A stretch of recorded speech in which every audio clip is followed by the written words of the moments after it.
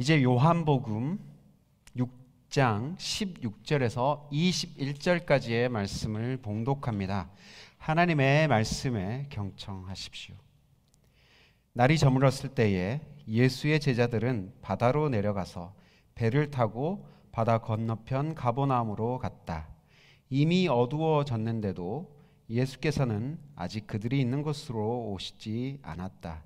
그런데 큰 바람이 불고 물결이 사나워졌다. 제자들이 배를 저어서 10여리쯤 갔을 때였다. 그들은 예수께서 바다 위로 걸어서 배에 가까이 오시는 것을 보고 무서워하였다. 예수께서 그들에게 말씀하셨다. 나다, 두려워하지 말아라. 그래서 그들은 기꺼이 예수를 배 안으로 모셔들었다. 배는 곧 그들이 가려던 땅에 이르렀다. 이것은 우리 주님의 말씀입니다. 하나님 감사합니다. 아멘. 주신 우리 주님의 은총과 평강이 교우 여러분들과 함께하길 빕니다. 우리 옆에 분, 뒤에 분들에게 한번 인사합시다. 좋은 일이 있을 겁니다 라고 인사 한번 할까요? 좋은 일이 있을 겁니다. 선하신 주님이 우리를 항상 좋은 길로 인도하시기 때문입니다. 어제 가족 캠프로 모였고요. 우리가 맛있는 스테이크도 많이 먹고 무슨 시간을 그 다음에 가졌죠? 레크레이션을 가졌는데 우리 어린이 친구들이 너무 잘 마치고 즐거워하더라고요. 그래서 제가 오늘 설교를 시작하면서 여러분에게 문제 하나를 내드리겠습니다. 자, 이 문제를 맞힌 친구분에게 다음 주에 좋은 선물을 제가 준비해 드릴게요. 자, 문제 한번 내주시겠습니까? 자, 이것은 무엇일까요? What is this? 자, 첫 번째 사진입니다. 이거 무엇일까요? 네, 말씀하세요. 예? 네, 이거는 여러분 페이크입니다. 여러분 속이려고. 그 다음 두 번째 사진. 자, 이것은 무엇일까요? 자, 힌트 나갑니다. 힌트. 한글로 비읍 디귿. 네. 예? 바다. 오! 맞나 한번 봐볼까요? 자, 다음 바다자매 사진이 나와야 되는데. 네. 자, 정답 보여주세요. 예, 정답은 바다 C. 누가 맞췄죠? 우리 현서랑 둘이 맞췄어요. 다음 주에 목사님이 맛있는 깎아줄게요. 네, 바다입니다. 한국의 대중가요 중에 바다를 소재로 한 노래들이 참 많습니다. 바다가 육지라면 이런 노래 아세요, 여러분? 여자는 배, 남자는 항구. 꽃피는 동백섬에 봄이 왔건만. 이런 노래들 제 어린 시절에 많이 막 라디오에서 들었던 것 같아요. 왜 바다에 관한 노래가 많을까라고 한번 생각해 본 적이 있습니다. 그거는 바다만큼 우리의 삶을 잘 표현해 주는 대상도 없기 때문인 것 같아요. 한국은 여러분 바다로 둘러싸여 있어요. 삼면이 바다라고 그러죠. 세면이 바다라고 그러는데 한국에서는요, 자기가 맘만 먹으면 어디든지 차로 2시간만 가면 바다가 나옵니다. 그러니까 매우 쉽게 볼 수 있는 게 바다예요. 그래서 한국에서는 바다를 메타포로 뭔가를 표현하면 사람들이 쉽게 이해할 수가 있습니다. 성경의 복음서에 예수님이 주로 활동했던 곳을 갈릴리 바다라고 얘기합니다. 실은 호수인데 사람들이 그때 보기에 바다처럼 이렇게 넓게 보이기 때문에, 그리고 갈릴리에는 바람이 많습니다. 왜냐하면 위에 헐몬산에 높은 산이 있는데 그 높은 산에서 불어오는 바람이 많아가지고 꼭 바다처럼 보일 때가 많은 거예요. 파도가 많으니까. 여러분도 둘루스나 시카고 같은 데에 가보면 수피리어 호수나 미시간 호수가 되게 이렇게 커가지고 바다처럼 보이잖아요. 호수인데도 바다로 보았던 거죠. 근데 왜 예수님이 갈릴리 바다에서 주로 활동하셨을까? 물론 중요한 다른 이유들이 많이 있습니다. 근데 제 생각에는요, 우리 인생이 꼭 바다와 닮았기 때문에 예수님이 이 우리 인생 주변, 이 바다 주변을 이렇게 활동하시면서 그분의 공생애를 하셨던 것이 아닐까라는 생각을 해본 적이 있습니다. 우리가 살아가는 세상도 바다처럼 혼돈과 무질서 가운데 있을 때가 많습니다. 성경은요, 바다를 아주 나쁘게 조금 안 좋게 볼 때가 많습니다. 바다는 혼돈의 대상입니다. 혼돈의 질서, 그거를 성경은 바다로 표현할 때가 많습니다. 우리도 인생의 바다를 항해하고 있는데요, 예상치 못한 풍랑을 만날 때가 많죠. 여러분, 내일 무슨 일이 벌어질지 우리는 아무도 모릅니다. 바다 위를 둥둥 떠가는 배와 같은 인생들입니다. 사람들은 그럴 때마다 그들의 소원은 우리가 원하는 항구에 도달하기를 바라는 마음 뿐이지요. 시편 107편에서는요 이런 사람들의 마음을 잘 묘사해주고 있습니다.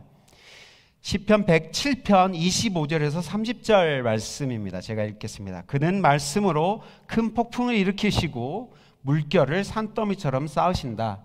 배들은 하늘 높이 올라갔다가 깊은 바다로 떨어진다. 그런 위기에서 그들은 얼이 빠지고 간담이 녹는다. 그러나 그들이 고난 가운데서 주님께 부르짖을 때에 그들을 공경에서 벗어나게 해 주신다. 폭풍이 잠잠해지고 물결도 잔잔해진다.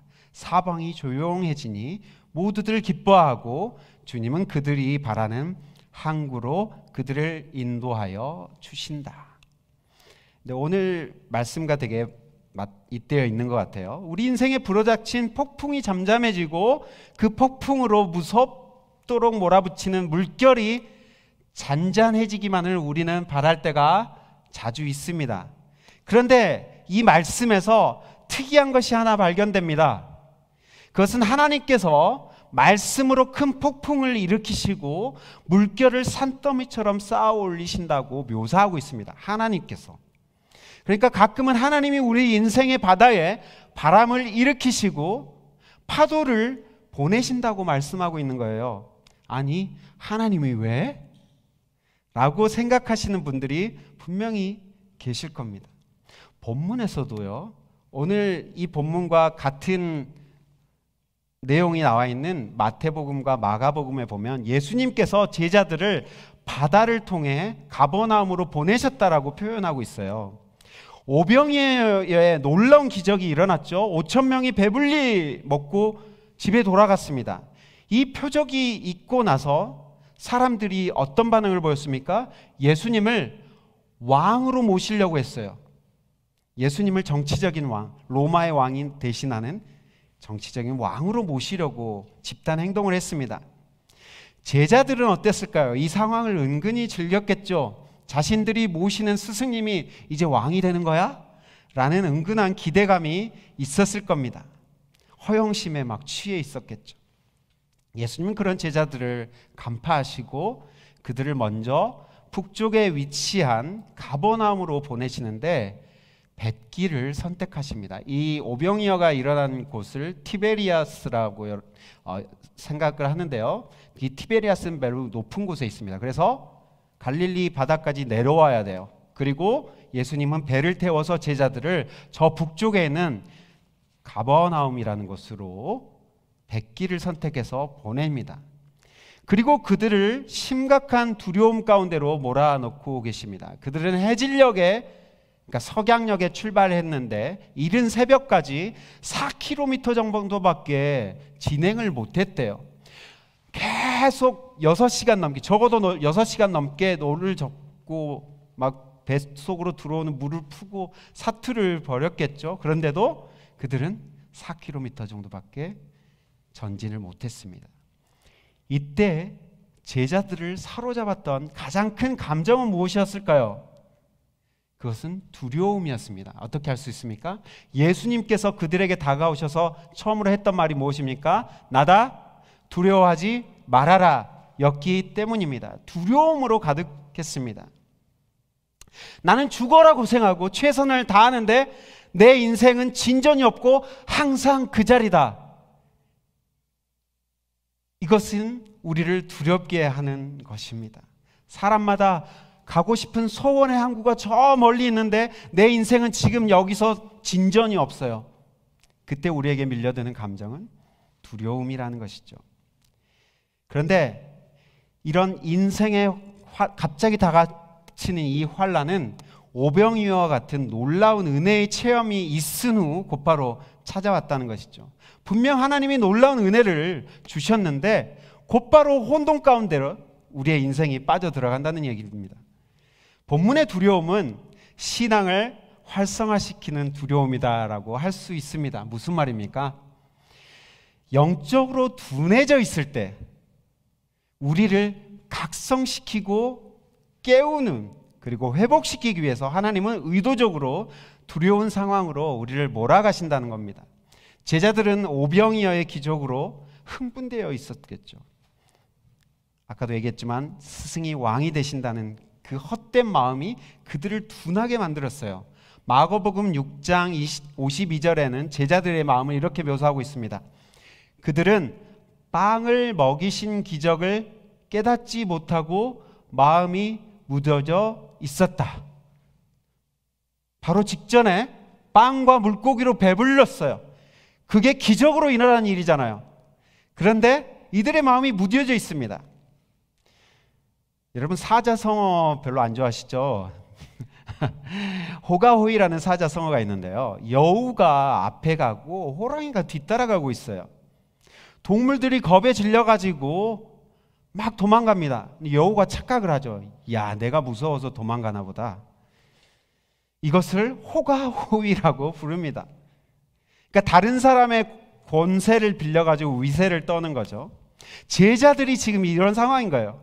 예수님이 이 제자들을 깨우야겠다라고 생각하시고 일부러 이들을 바다로 보내신 것입니다. 이것이 여러분 중요한 포인트죠. 우리의 인생의 바다에 갑작스레 풍랑이 일어날 때 여러분들 점검해 보셔야 합니다. 하나님은 우리의 영적인 감수성을 회복시키기 위해 풍랑을 보내시기도 한다는 겁니다. 정신 차리고 제자리로 돌아와라. 야, 여우, 너 정신 차려. 너 때문에 그런 거 아니야. 좀 둔해진 마음을 좀 바로잡고 이성적으로 생각해. 이렇게 우리를 몰아가신다는 거죠. 정신 차리라고 가끔은 풍랑을 보내신다는 겁니다. 본문에서 한 가지 더 중요한 포인트는요, 어떻게 바람이 멈추고 풍랑이 잠잠해졌냐는 겁니다. 네, 이제 그림 안 보이셔도 됩니다. 예수님이 제자들의 배에 올라타자마자 바람이 잠잠해지고 파도가 잔잔해졌습니다. 제자들이 타고 있는 배가 예수님이 그곳에 함께 하시자마자 잔잔해졌다는 겁니다.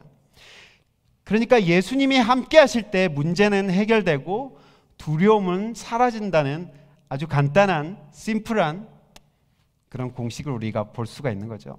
제자들이 두려움이 얼마나 크고 그들이 무서워했으면 예수님이 그들에게 다가오는데도 그 예수님을 알아보지 못합니다. 그런데 그도 그럴 만한 것이, 여러분, 바람이 얼마나 셉니까? 파도가 치면 이 물방울이 예수님을 막 덮쳤겠죠.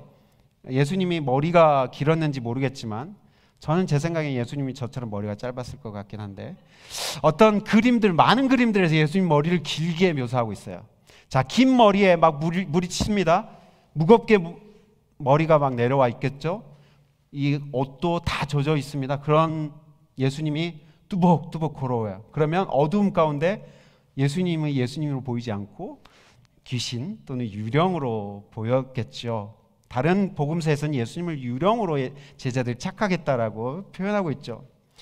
그런데 예수님께서 그들에게 가까이 다가오셔서 무엇이라고 말씀하고 있습니까? 나다, 두려워하지 말아라. 제가 가끔 이 그릭 문법의 특징을 얘기한대요. 이 부분을 제가 여러 번 얘기했어요. 그릭이나 라틴에서는요, 굳이 I, you, she, he, they라는 이런 인칭 대명사를 쓰지 않습니다. 왜냐하면 동사에서 이미 정보를 다 줘버려요. 비데오라고 하면 나는 본다라는 동사예요. 그러면 이거 뒤에 있는 이 서픽스를 확 바꿔버려요. 그러면 그게 인칭 대명사가 되는 거예요. 비데오가 나는 본다인데 비데무스 하면은 우리는 본다라고 됩니다. 비데무스 데움 하면 우리는 하나님을 본다. 인칭 대명사가 전혀 없는데도 문장이 성립되는 거예요. 그런데 인칭 대명사가 들어갈 때는 언제이냐? 굳이 들어갈 때는 그 인칭 대명사, 그것을 하는, 액션을 하는 그 사람이 그 사람이다라는 것을 강조할 때 이 인칭 대명사를 굳이 넣는 거예요. 그런데 오늘 이 말씀에 에고 에임이, 영어로 하면 I am 이라는 말인데요, 이 에고 에임이란 말이 굳이 들어가 있습니다. 나는 나다라는 I am 이라는 말인데 이 말이 굳이 들어가 있다. 이게 무슨 말일까요? 내가 바로 그 사람이야. 다른 이가 아니라 너희가 아는 바 나 자신이다. 나는 존재한다. 나는 여기 있어. 그러니까 두려워하지 말아라. 이런 뉘앙스들을 나타내기 위해 굳이 에고 에임이라는 이 말을 지금 쓰고 있는 것입니다. 다른 누구도 아닌 예수님이 이 문제를 해결하신다. 다른 누구도 아닌 예수님이 바람을 잠잠케 하실 수 있는 분이다라는 것을 나타내기에 요한은 에고에임이라는 말을 쓰고 있습니다. 그런데요, 이 에고에임이라는 말을 쓴 다른 이유가 한 가지 더 있습니다. 그것도 중요한 포인트인데요. 여러분, 예수님이 지난주에 제가 얘기했죠. 이 오병이어를 하신 중요한 이유가 바로 예수님이 새로운 출애굽을 이루기 위해, 완성하기 위해 하셨다고 얘기했어요. 광야 가운데 먹을 것을 이스라엘 백성들을 공급하셨던 그 출애굽 사건, 그 오병이어가 있은 후에 예수님은 제자들을 이제 바다를 건너게 하고 계세요. 제자들을 통해서 새로운 출애굽이 이루어질 것을 이렇게 표현하고 싶은 거예요. 그런데 출애굽기 3장 14절에 하나님께서 모세에게 나타나서 자기를 소개합니다. 이렇게 얘기하죠. 나는 곧 나다라고 소개를 합니다. 원래 구약 성경이 히브리 말로 적어져 있잖아요. 근데 이 히브리 말 구약 성경을 헬란 말로 옮겨놓은 번역한 헬라어 성경이 70인경이에요. 셉터진타라고 하는데 여기에 이 본문의 3장 14절, 출애굽기 3장 14절을 뭘로 번역하냐면 나는 곧 나다를 에고 에이미로 번역해요. 예수님은 지금 풍랑을 잠잠하게 하시면서 똑같은 말을 하고 있는 거예요. 에고 에이미, 나는 곧 나다. 다른 사람이 아니라 내가 바로 하나님이다 라는 그런 말인 겁니다. 이사야서 40장에서부터 66장까지 보면 하나님이 구약의 말들을, 예언의 말들, 구원하겠다는 예언의 말들을 하기 전에 항상 말씀하신 것은 나는 야훼다 라고 자신을 소개합니다. 무엇을 말하는 겁니까? 우리의 모든 두려운 상황을 해결할 수 있는 유일한 분은 하나님이십니다.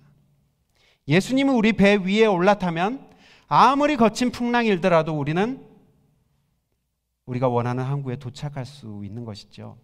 예수님이 그 배에 있느냐 없느냐가 중요하지 바람이 얼마나 세냐 이것은 중요하지 않는 것입니다.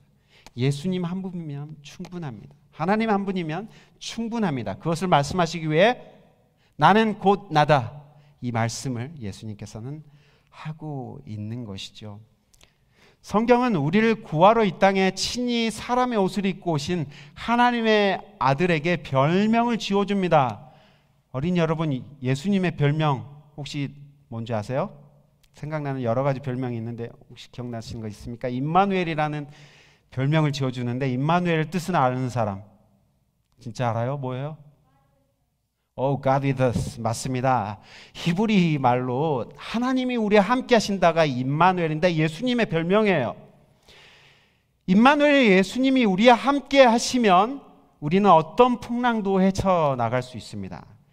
여러분 교회라고 다를까요? 교회도 마찬가지입니다. 우리가 교회로 모이고 공동체의 삶을 살아갈 때 교회 가운데도 풍랑이 닥치고 환란이 찾아옵니다.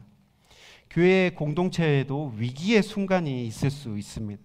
하지만 그 순간에 우리가 임마누엘 예수님이 우리의 중심에 있고 그분을 존중하며 따라갈 때에 우리의 모든 문제들이 해결되는 것을 기억해야 합니다.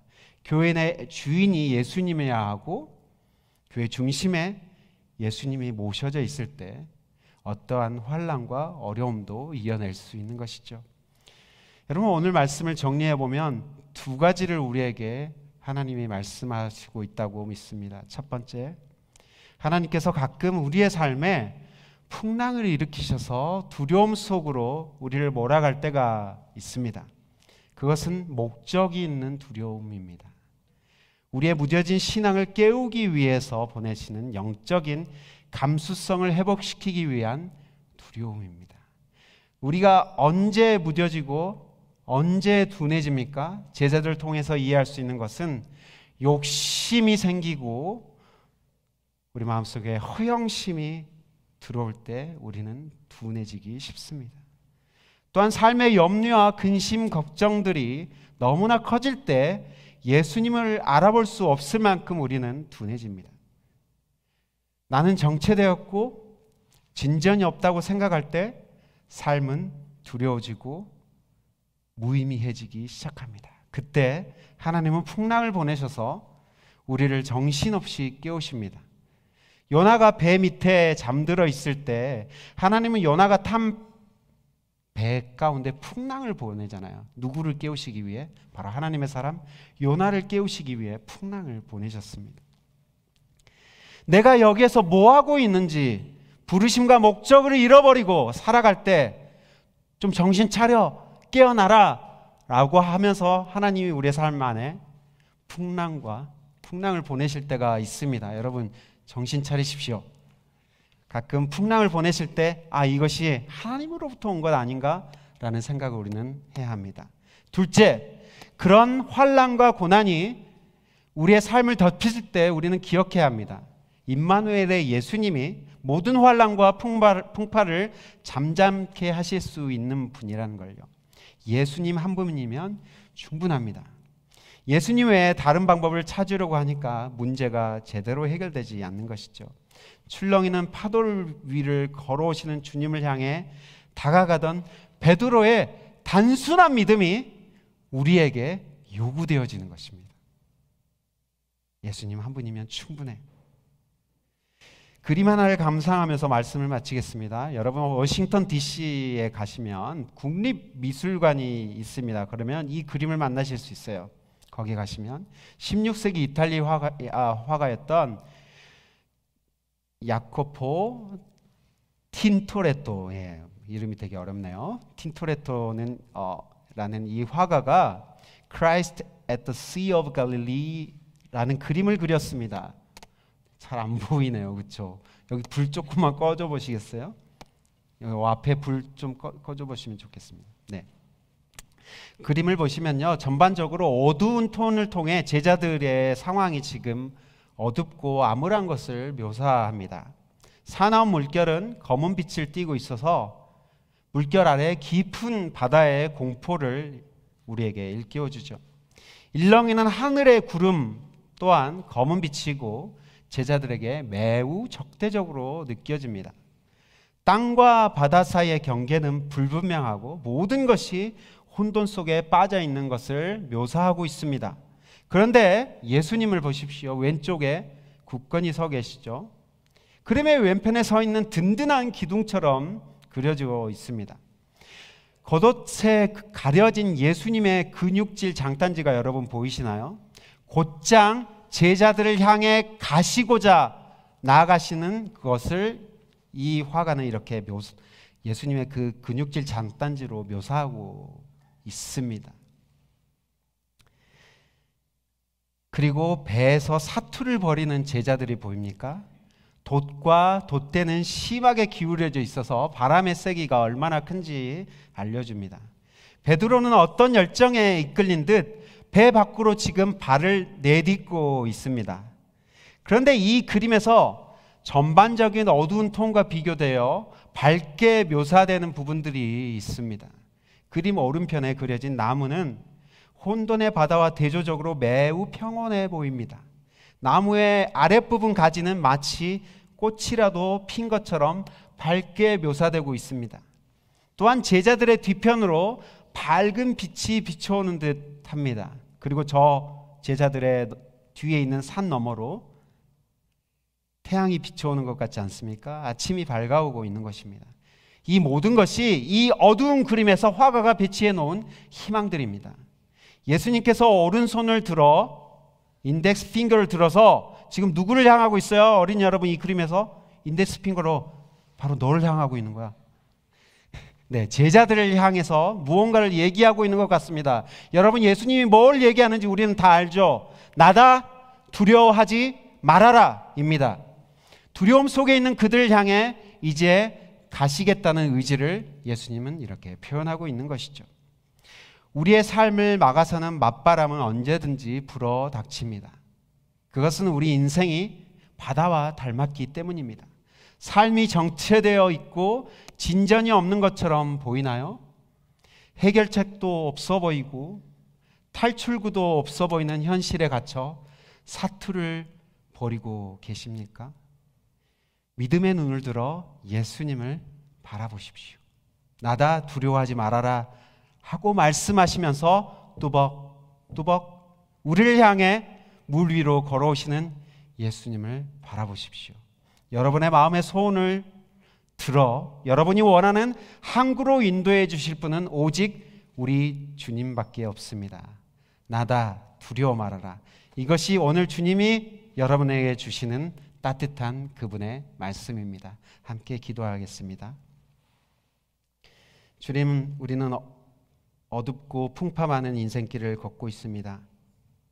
그 인생길에 키를 잡고 계시고 또한 바람을 잠잠케 하시며 우리를 원하는 항구로 데려다 주실 분이 오직 주님밖에 없음을 믿습니다. 우리 인생의 주인이시고 우리가 탄 배의 주인이시고 우리 공동체의 주인이신 주님을 바라보며 따라가는 우리 모두가 되게 도와주시옵소서. 인생의 환난과 풍파 가운데 힘들어하는 우리 지체들 가운데 함께해 주시고 그들을 붙들어 주시고 회복시켜 주시옵소서. 축복합니다. 예수님의 이름으로 기도합니다. 아멘.